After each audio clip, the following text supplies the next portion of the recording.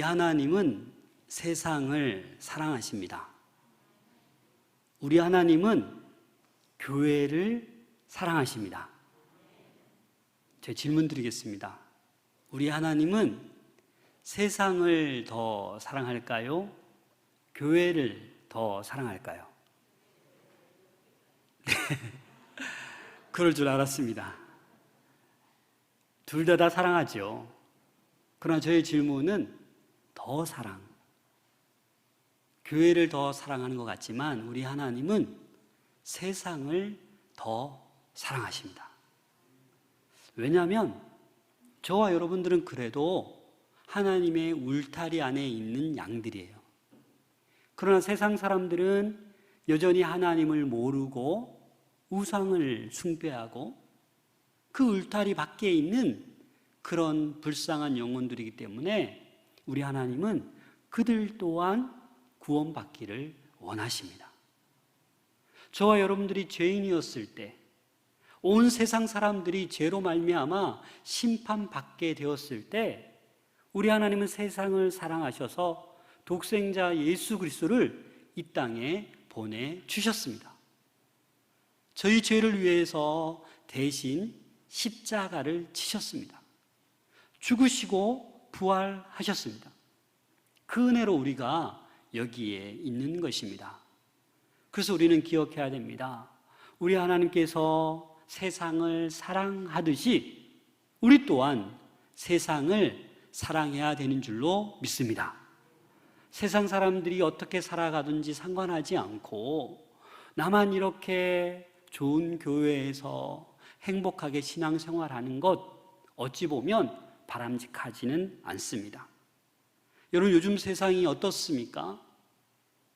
세상이 참 복되고 잘 아름답게 세상이 굴러가고 있습니까? 정치, 경제, 사회, 교육, 문화 어느 곳 하나 부패하지 않은 곳이 없지 않습니까?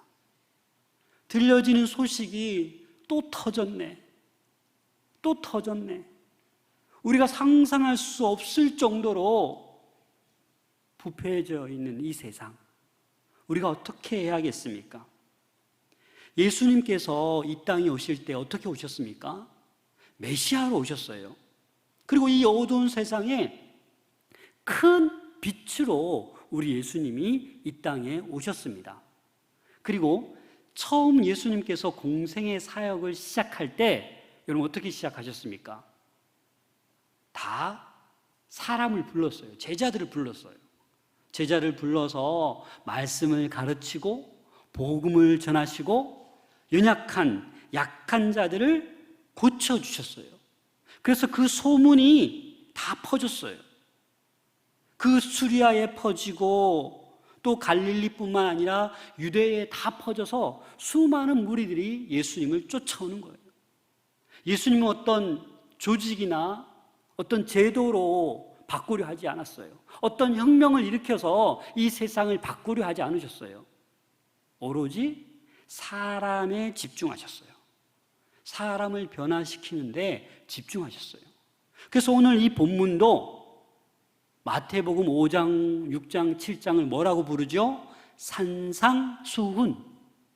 예수님께서 처음으로 설교하신 너무나도 귀한 말씀들로 가득 차 있는 것이 오늘 본문의 말씀입니다.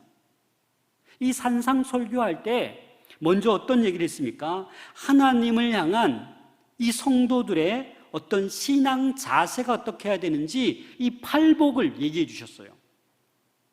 심령이 가난한 자, 애통하는 자, 마음이 어떻게 해요?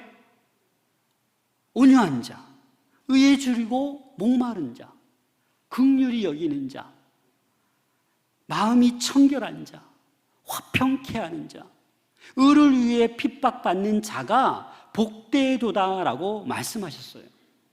그런 다음에 말씀하신 것이 바로 오늘의 본문 말씀입니다. 오늘 본문은 이웃과 세상에 대한 우리 성도들이, 아니 하나님의 백성이 어떤 정체성을 가지고 있어야 되나, 그 정체성에 대해서 소금과 빛을 비유하여 말씀하신 것이 바로 오늘의 본문 말씀입니다. 세상 다른 사람들에 대해서 우리들의 근본 역할이 어떻게 해야 되나라는 것을 말씀하고 있는 것이 오늘 마태복음 5장 13절부터 16절 말씀입니다. 이 말씀을 통하여 우리의 정체성이 회복되기를 소망합니다. 주님께서 이 파괴된 이 땅을 어떻게 회복시켜 가기를 원하시는지 그 마음을 읽을 수 있는 이 한 시간 될 수 있기를 소망합니다. 어찌 보면 이 본문이 쉬운 설교가 아니에요. 왜냐하면 여러분들 입장에서 가만히 생각해 보니까 다 아는 말씀인데, 내가 빛인 거 소금인 거 왜 몰라? 이렇게 막을 수가 있거든요. 하지만 여러분, 귀를 여시길 바랍니다. 오늘 이 본문이 우리에게 어떻게 말씀해 주시는지 귀를 열고 마음을 여시길 바랍니다. 우리 13절 말씀 다 같이 읽겠습니다. 시작. 너희는 세상의 소금이니 소금이 만일 그 맛을 잃으면 무엇으로 짜게 하리요? 후에는 아무 쓸데 없어 다만 밖에 버려져 사람에게 밟힐 뿐이니라. 이 소금, 할라스, 이 소금은 요즘 종류가 너무 많더라고요. 히말라야 핑크 소금도 있더라고요. 뭐 흑색 소금도 있고 뭐 종류가 너무너무 많아요. 엄청 고급 비싼 소금도 있고 또 공업용으로 쓰이는 소금도 있고 우리가 식용하는 그런 소금도 있습니다. 이 바다에, 이 넓은 바다에 이 염분이 몇 프로 녹아져 있는지 아십니까? 평균 3.43%. 근데 바닷물이 다 말라버리면 이 소금이 바다에 70m 높이로 쌓인대요. 별로 안 놀라시네요. 그 바다의 소금을 다 긁어서 우리 육지에 다 쌓으면 50m 높이의 소금이 이 지구를, 우리 땅을 덮는다라고 합니다. 어마어마한 양 아닙니까? 왜 하나님께서 많고 많은 여러 가지 비유들도 있는데 너희는 소금이다라고 말씀하셨을까요? 너희는 다이아몬드다, 너희는 금덩어리다, 이렇게 말할 수도 있는데 왜 소금으로 말씀하셨을까요? 이 소금은 신약 성경에 6번 언급됩니다. 그리고 성경이나 유대 문헌과 관련해서 이 소금은 다양한 상징성을 두고 있는데 그 첫 번째가 오늘 본문 말씀에도 얘기했듯이 이 소금은 맛을 내는 역할을 하는 거예요. 짠맛을 내는 역할을 하는 거예요. 여러분, 소금의 중요성을 아십니까? 저는 뭐 요리를 별로 안 해보니까 모르지만 예전에 자취했을 때 얼핏 떠올려보면 이게 뭔가 빠졌는데 왜 맛이 이렇지? 소금을 딱 넣으면 어떻게 돼요? 경험 안 해보셨나요? 국물 맛이 너무 맛있잖아요. 이 소금이 엄청난 우리의 입맛을 돋구는 대부분의 요리에 소금이 안 들어가는 게 없지 않습니까? 그래서 이 소금은 어떻게 됩니까? 맛을 내는 그런 이 소금 덩어리가 녹아져야 맛이 나는 거예요. 어떤 음식에 계란 후라이에 그 굵은 소금이 그대로 있으면 여러분 씹어보면 맛있습니까? 녹아져야 되는 거예요. 또한 이 소금은 방부제 역할을 합니다. 부패하지 않도록 이 소금은 방부제 역할을 합니다. 요즘은 집집마다 냉장고 하나, 둘, 3개 있는 분도 있더라고요. 김치 냉장고까지 해가지고. 근데 우리 예전에는 냉장고가 있었습니까? 없었습니다. 그럼 음식을 어떻게 해요? 다 상하지. 그래서 바닷가에서 고기를 잡으면 어떻게 해요? 간을 치잖아요. 소금으로. 절여 놓으면 이게 시간이 오래 가도 부패하지 않는 거예요. 썩지 않는 거예요. 그리고 이 소금은 생명을 유지하는 기능이 있습니다. 우리 몸에 소금이 없다라고 하면 바로 죽습니다. 그래서 군대에 가면 행군을 할 때 땀을 많이 흘리니까 꼭 뭘 먹어야 돼요? 물과 더불어서 소금을 먹어야 돼요. 염화나트륨 이렇게 알로 돼 있는데 그걸 먹고 해야 되는 거예요. 아니면 생명의 위협을 느끼게 됩니다. 여러분들이 교통사고 나거나 아프면 병원에 제일 먼저 가서 맞는 게 뭐예요? 링겔 주사 아닙니까? 그게 성분이 뭐예요? 다 요마나트륨이에요, 여러분. 식염수죠. 그렇죠. 식염수. 식염수. 그래, 우리 몸에 제일 필요한 것. 네? 그래서 응급실 가자마자 식용수, 링겔을 맞는 거예요. 그처럼 이 소금은 우리의 생명을 유지시켜준다. 또 어떤 기능이 있냐면 이 소금은 치료제 역할을 합니다. 유대의 문헌에 보면 이 치통을 앓을 때 이 소금으로 고쳤다고 합니다. 신생아도 소금을 문질러서 몸을 깨끗이 하였다고 합니다. 이 소금은 살아가는 성도들에게 환부를 치료하는 그러한 역할을 감당했다라는 겁니다.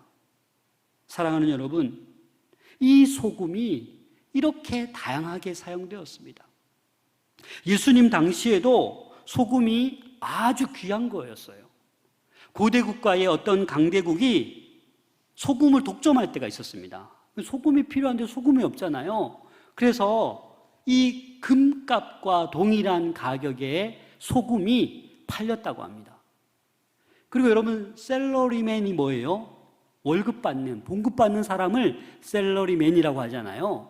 근데 이 단어가 라틴어의 살라리움이라는 단어가 있는데 이 살라리움의 앞에 살, 이 라틴어, 그 살이 솔트, 소금이 된 거예요. 영어로 바뀌어서. 그래서 이 살라리움이라는 것은 뭐냐? 소금으로 대신 봉급을 주는 거예요. 얼마나 귀했으면 한 달 동안 일하고 돈을 받아야 되는데 뭘로 대신 받아요? 소금으로 받는 거예요. 그만큼 귀중이 있기 때문에. 그런데 이 소금이 오늘 본문에 뭐라고 얘기하고 있습니까? 오늘 본문에 보니까 이 소금이 맛을 잃으면, 그럼 소금이 맛을 잃으면 어떻게 되는 겁니까? 이 맛을 잃다라는 헬라어를 보니까 모라이노라는 단어인데 어떤 의미가 있냐? 어리석게 되다. 무미건조하게 되다. 다시 말해서 맛을 잃으면 어리석게 된다라는 거예요. 하나님의 백성이, 하나님의 제자가 소금인데 그 맛을 잃어버리면 어리석은 성도가 된다라는 거예요. 세상 사람들에게 무시당하고 조롱당하고 밟힐 뿐이라는 겁니다. 여러분, 소금이지 않습니까? 맛을 잃으면 이렇게 무시당하는 거예요. 어리석은 사람이 되는 거예요. 그래서 우리는 이 소금의 역할을 감당할 수 있어야 합니다. 그래서 이 고대 이스라엘에서는 지금처럼 정제가 잘 된 소금이 아니라 땅에서 채취한 불순물이 많은 암염이 주로 사용되었어요. 근데 보관을 잘못하거나 시간이 많이 지나서 이 소금의 역할을 감당하지 못하면 그냥 길거리에다가 뿌려버렸대요. 쓰레기 취급해서 버려버렸대요. 그래서 사람 발에 밟히게 되는 거죠. 우리가 이 세상에 소금이라는 사실을 여러분들 기억하셔야 합니다. 아무리 세상이 부패해가고 썩어져 가고 타락하고 어두운 세상 같지만 저와 여러분은 소금이기 때문에 우리가 있는 그 존재 자체만으로도 우리 주변을 깨끗하게 할 수 있어야 되는 거예요. 치유할 수 있고 회복시킬 수 있어야 된다라는 겁니다. 그러기 위해서는 우리는 녹아져야 되고 희생을 해야 돼요. 손해봐도 웃을 수 있어야 돼요. 그게 어리석은 성도가 아니라 지혜로운 그 소금의 역할을 감당하는 성도가 되기 때문입니다. 여러분, 희생하는 삶, 맛을 내는 삶, 세상을 정화시키는 그런 삶, 생명을 살리는 삶, 주변을 깨끗하게 하는 삶, 그게 소금의 역할처럼 우리의 사명인 줄로 믿습니다. 14절 말씀 같이 읽겠습니다. 시작. 너희는 세상의 빛이라. 산 위에 있는 동네가 숨겨지지 못할 것이요. 여기서 이제 두 번째로 너희는 뭐라고 정의하고 계십니까? 세상의 빛이다라는 거예요.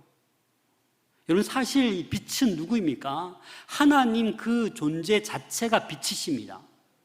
예수님 그분 자체가 빛이세요.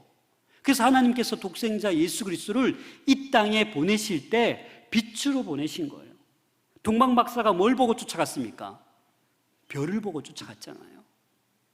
여러분, 요한 1서 1장 5절 말씀에 보면 우리가 그에게서 듣고 너희에게 전하는 소식은 이것이니 곧 하나님은 빛이시라. 그에게는 어둠이 조금도 없으시다. 우리 하나님이 뭐라고요? 빛이시다라는 거예요. 또 요한복음 8장 12절에 보면 예수께서 또 말씀하여 이르시되 나는 세상의 빛이니 나를 따르는 자는 어둠에 다니지 아니하고 생명의 빛을 얻으리라. 예수님도 나는 세상에 뭐라고 말씀하십니까? 빛이라고 말씀하셨어요. 그래서 우리 하나님, 우리 예수님 그 자체가 빛이십니다. 그런데 오늘 본문 말씀에는 뭐라고 얘기하는 거예요? 너희도 세상의 빛이라는 거예요. 저와 여러분은 하나님의 형상을 닮아 형상대로 창조되었습니다.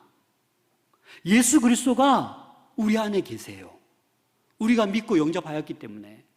그래서 우리는 더러운 죄악 덩어리였지만 예수 그리스도께서 우리 안에 계시기 때문에 우리 또한 뭐라는 거예요? 빛으로 살아가게 되었다라는 겁니다. 빛은 우리에게 생명입니다. 여러분, 천지 창조하실 때 첫째 날 뭘 만드셨어요? 네, 창세기 1장 3절부터 5절입니다. 같이 읽겠습니다. 시작. 하나님이 이르시되 빛이 있으라 하시니 빛이 있었고 빛이 하나님이 보시기에 좋았더라. 하나님이 빛과 어둠을 나누사 하나님이 빛을 낮이라 부르시고 어둠을 밤이라 부르시니라. 저녁이 되고 아침이 되니 이는 첫째 날이라. 하나님께서 천지를 창조하실 때 그 흑암 중에 제일 먼저 하신 게 뭐예요? 빛이 있으라. 빛이 있었기 때문에 모든 식물, 동물 다 살아나는 거예요, 여러분. 지금도 마찬가지예요. 여러분, 빛이 없다고 생각해 보세요. 지구는 바로 멸망하게 됩니다. 그래서 이 빛은 생명입니다. 빛이 없으면 생물이 자라지 못하고 모든 만물이 죽게 되어 있습니다. 오늘 그 14절 말씀에 산 위에 있는 동네가 어떻게 하지 못할 것이라고 말씀했어요? 숨겨지지 못한다라고 얘기했습니다. 고대 팔레스틴 그 당시에는 이 마을 성들이 어디에 있냐면 언덕이라든지 어떤 고지대에 건설되었습니다. 그러다 보니까 높은 곳에 있으니까 밤이 되면 불을 켜게 되면 멀리서도 보이는 게 뭐예요? 그 마을, 그 성이 보이는 거예요. 그처럼 산 위에 있는 동네가 숨겨지지 못하는 것처럼 너희도 세상의 빛이기 때문에 숨겨져서는 안 된다라는 거예요. 저와 여러분들의 삶이 밝히 어떻게 돼야 돼요? 드러나야 된다라는 거예요. 밝은 모습이 드러나야 된다라는 거예요. 감추지 말고 덮어주지 말고 우리 자체가 소금이요 빛이기 때문에 드러날 수밖에 없다라는 것을 말씀하고 있습니다. 이사야 60장 1절입니다. 다 같이 읽겠습니다. 시작. 일어나라 빛을 발하라. 이는 내 빛이 이르렀고 여호와의 영광이 내 위에 임하였음이니라. 이 코로나 팬데믹이 벌써 2년 가까이 다가오고 있습니다. 우리는 일어나야 됩니다. 일어나서 빛을 발해야 되는 줄로 믿습니다. 15절 말씀. 사람이 등불을 켜서 말 아래 두지 아니하고 등경 위에 두나니 이러므로 집안 모든 사람에게 빛이 느니라. 여러분, 사람이 등불을 켜서 왜 등불을 켭니까? 방안을 비추기 위해서 켜는 거라는 거예요. 이 팔레스틴 이 당시에는 흙으로 만든 작은 접시에 기름을 부은 다음에 심지에 불을 붙여서 이 잔을 어떻게 돼요? 등경 위에 두는 거예요. 이 벽에 이렇게 벽돌이 약간 나오게 그런 등경을 만들어서 이 등불을 그곳에 놓는 거예요. 그래서 이 빛이 온 방을 환하게 비추는 거예요. 그런데 오늘 본문에 뭐라고 얘기했습니까? 그 등불을 켜서 말 아래 두지 아니하고, 이 말은 크기가 9리터 정도, 곡식 담는 대 같은 거 있잖아요. 여러분 9리터면 얼마나 큽니까? 꽤 크죠? 그거 아래 두지 않는다라는 거예요. 공동 번역에 보니까 대박이라고 해요. 작은 대박이라고 표현했던데 그건 바른 번역이 아닌 것 같습니다. 이 대박보다 10배 큰 그 말 아래 두지 아니하고, 다시 말해서 말 아래 둘 때가 있습니다. 어떤 때냐면 잠시 어디 갔다 올 때, 화장실 갔다 오거나 이럴 때 이 등잔을 내려서 말로 덮어놓습니다. 왜냐하면 뱀이 지나가거나 뭐 짐승이 지나가다가 이 등잔을 툭 쳐버리면 불이 날 수 있기 때문에 그렇게 했다고 합니다. 잠깐 갔다 오는 동안 말로 말 아래 탁 덮어두는 거죠. 그러나 평상시에는 이 등불을 그렇게 덮어두는 것은 있을 수가 없는 일이라는 거예요. 항상 이 위에 온 방을 비치도록 그렇게 한다라는 것입니다. 사랑하는 여러분, 오늘 본문을 가만히 보시면 너희는 어디에 소금이다, 너희는 어디에 빛이다라고 말씀하고 있습니까? 세상의 소금이다, 세상의 빛이다라고 말씀하고 있어요. 너희는 교회의 소금이다, 너희는 교회의 빛이다라고 말씀하지 않으셨다라는 겁니다.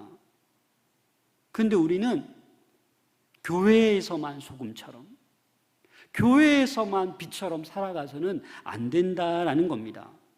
오히려 세상 속으로 가서 세상 사람들과 어울리고 아직도 예수 그리스도를 모르는 이에게 우리의 밝은 착한 행실로 우리의 소금의 역할, 빛의 역할이 되어 그들에게 도전을 주어야 된다는 겁니다. 그래서 우리의 착한 행실, 우리의 아름다운 진가를 드러내어서 세상으로 하여금, 믿지 않는 자들로 하여금 그들 또한 시간이 지나서 하나님 앞에 나와 영광을 돌리게 해야 한다는 겁니다. 그를 위해서 우리가 벌써 오래전부터 기쁨 나눔주의를 선포하고 기도하고 있는 것입니다. 오늘 이 자리에도 2년여 만에 나온 우리 한 분이 계십니다. 모 집사님. 제가 너무 감격입니다. 어제 뵀는데 오늘 나오기로 약속하셨는데 나오셨어요. 얼마나 감사한지 모르겠어요. 사랑하는 여러분, 우리 주변에 주님으로 곁으로 와야 될 사람이 너무나도 많습니다. 주님 품으로, 어두운 세상에서 방황하는 것이 아니라 주님 품으로 와야 될 일들이 너무나도 많습니다. 가까이 우리 가족 중에도 있습니다. 우리 자녀들 중에도 있습니다. 정말 절친인 친구들 가운데도 있습니다. 여러분들이 빛이 되고 소금이 되어 그 역할을 감당해야 그들이 우리의 행실을 보고 돌아오게 될 줄로 믿습니다. 16절 말씀 같이 읽겠습니다. 시작.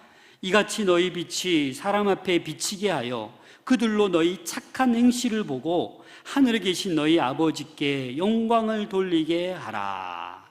아멘. 이같이 너희 빛이 이제 사람 앞에 비춰야 된다라는 겁니다.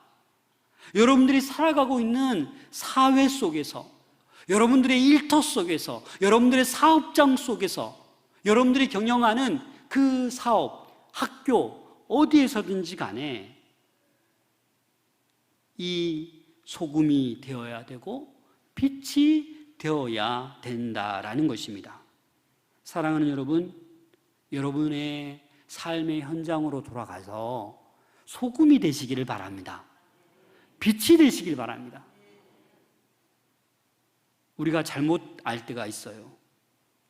빛이 되어라. 소금이 되어라. 이렇게 말씀하지 않으셨어요. 맞죠? 잘 원문을 보면 너는 빛이다라는 거예요. 소금이다라는 거예요. 기도를 많이 해야 여러분 소금이 되는 것입니까? 봉사를 많이 해야 빛이 되도록 주님께서 해 주시겠다라는 겁니까? 전도를 많이 해야 너는 드디어 소금이 되고 빛이 된다라고 말씀하신 게 아니다라는 거예요. 저와 여러분들은 예수님을 믿는 그 순간부터 빛 그 자체입니다. 소금 그 자체이기 때문에 우리는 이대로 살아가면 되는 거예요. 하나님의 말씀에는 능력이 있는 거예요. 빛이 있으라 하니까 태초에 첫째 날이 되고 빛이 생기는 거 아닙니까? 저와 여러분들이 빛이다, 소금이다 주님께서 말씀하셨기 때문에 목사님 저는 지금 죄를 많이 졌는데 제가 무슨 소금입니까? 아니요, 그래도 여러분 소금입니다. 그래도 여러분 빛입니다. 오히려 세상의 욕심과 제약들로 인해서 여러분이 지금 말 아래 갇혀 있을 뿐이지 그 말을 걷어내고 등경 위에 설 수 있기를 소망합니다. 하나님의 자녀와 세상 사람들은 달라야 합니다. 아니, 다를 수밖에 없습니다. 왜냐? 하나님의 자녀는 빛이고 다른 것은 어두움일 때입니다. 빛과 어둠이 다른 것처럼 예수 믿는 사람과 아직도 예수를 알지 못하는 사람과는 다를 수밖에 없는 것입니다.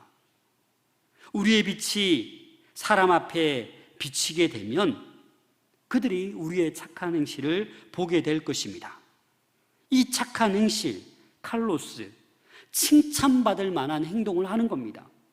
도덕적인 선은 물론이거니와 사리에 맞는 그러한 선을 행하는 사람.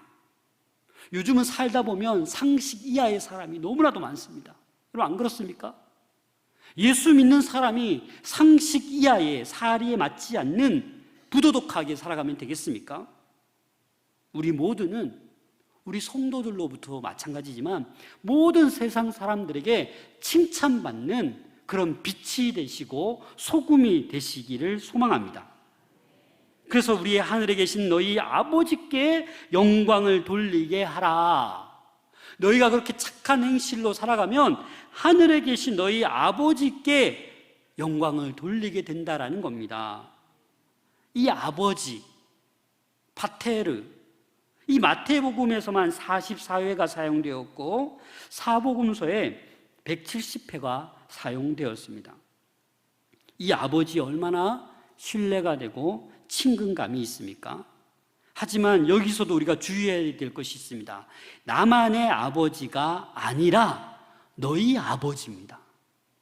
그렇죠? 우리 하나님 아버지는 이 시대에 모든 인종과 계층을 뛰어넘어 장벽을 뛰어넘어 우리 모든 이의 하나님 아버지이십니다. 여러분들이 독점하는 여러분들만의 하나님이 아니시다라는 겁니다. 그래서 우리는 우리 모두의 아버지 하나님께 영광을 돌리는 그러한 삶을 살아가야 합니다. 사랑하는 여러분, 우리 옆 사람에게 이렇게 좀 얘기했으면 좋겠습니다. 나는 소금이다. 나는 빛입니다. 좀 어색하죠? 당신은 소금과 빛입니다. 이렇게 있어요. 옆에 당신은 소금과 빛입니다. 사실 우리가 우리의 현실을 보면, 이 세상을 보면 너무나도 부패해 있고 어두워 있고 타락해져 있습니다. 근데 이것도 문제이지만 더 큰 문제가 있습니다. 무엇인지 아십니까? 이 어두운 세상, 부패한 세상이 정말로 문제인데 더 큰 문제는 저와 여러분이 소금이 되지 못하고 있는 거예요. 빛이 되지 못하고 있는 거예요. 그 능력의 말씀으로 너는 소금이다, 빛이다 라고 했는데 우리는 자꾸 말 아래 두려고 하는 거예요. 사랑하는 여러분, 이 좋은 계절에 우리 마산 농부교회 모든 권속들 나중이 아니라 지금 소금으로 살아갈 수 있기를 소망합니다. 빛으로 이 어두운 세상, 나의 주변을 밝혀서 이 코로나 이 위기에 슬프고 낙담되고 희망이 없는 그들에게 희망을 주는, 소망을 주는, 사랑을 주는, 희생하며 그들을 돌보는 여러분들 될 수 있기를 소망합니다. 에베소서 5장 8절 9절 다 함께 읽겠습니다. 시작. 너희가 전에는 어두움이더니 이제는 주 안에서 빛이라. 빛의 자녀들처럼 행하라. 빛의 열매는 모든 착함과 의로움과 진실함에 있느니라. 아멘. 더 이상 우리 교회가, 한국 교회가 무력해서는 안 됩니다. 무시당하고 존경받지 못하는 그런 교회가 지금의 우리의 모습이라면 우리 한국 교회가, 우리 모든 성도들이 빛이 되고 소금이 되면 다시금 우리 교회가 세상으로부터 존경받는 그때가 속히 오게 될 줄로 믿습니다.